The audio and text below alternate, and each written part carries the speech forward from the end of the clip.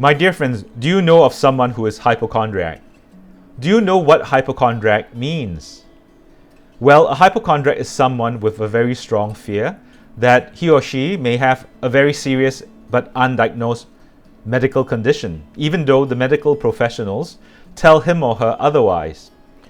Or is someone who is overly fearful that he or she may have contracted some diseases, even though the fear is unfounded.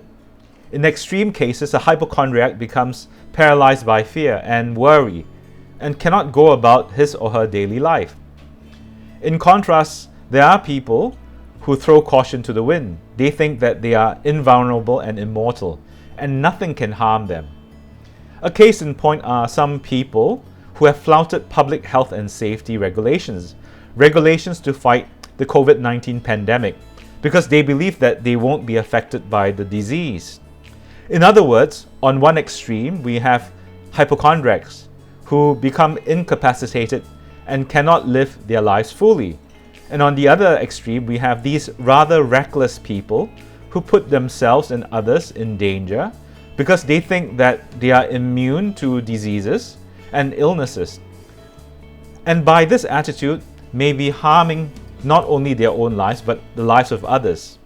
Sometimes the best course of action is to be in the middle of the road, but with one caveat: you should always have your eyes fixed on the Lord.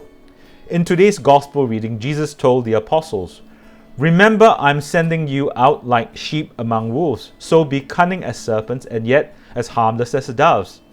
The Lord is asking the apostles to remain committed to their mission and identity, but also to be cautious and prudent at the same time.